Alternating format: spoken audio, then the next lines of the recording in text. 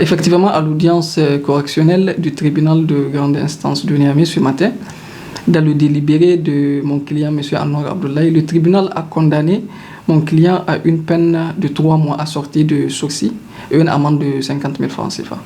Donc, nous prenons acte de cette décision et d'ores et déjà, nous avons décidé d'interjeter appel devant la chambre correctionnelle de la cour d'appel de Niamey. Donc, pour demander l'annulation de ce jugement. Mais d'ores et déjà, mon client a recouvré sa liberté depuis ce soir. Et l'observation que j'ai à faire, c'est que vous allez remarquer, et dans cette affaire, même le tribunal aujourd'hui, en condamnant M. Anwar, l'a condamné à une peine assortie de sursis. Ça veut dire que le tribunal a estimé que Anwar, il l'a condamné, mais Anwar doit sortir de la prison. Que cette infraction ne nécessite pas une privation de liberté, ne nécessite pas une détention. Donc, pour la décision, 3 mois assortis de sursis, ça veut dire qu'il ne doit pas passer même 24 heures en prison. Mais malheureusement, mon client a séjourné pendant 2 semaines en détention provisoire à la maison d'arrêt de Kolo.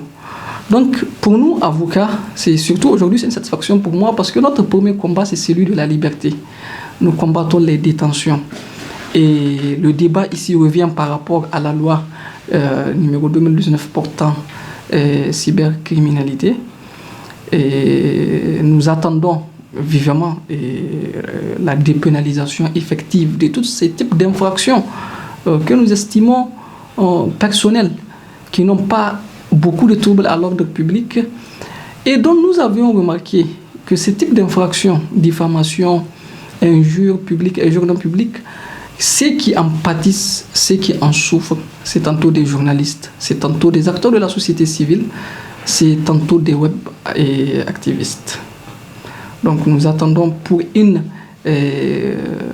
meilleure instauration d'une liberté d'expression effective dans notre pays. Nous attendons vraiment la publication, parce que nous avons entendu par d'autres canaux qu'il y a eu la dépénalisation de ces types d'infractions. Nous attendons vraiment la publication, vraiment l'effectivité de l'application de cette dépénalisation. Ce sont des infractions contraventionnelles qui ne nécessitent pas forcément une privation de liberté.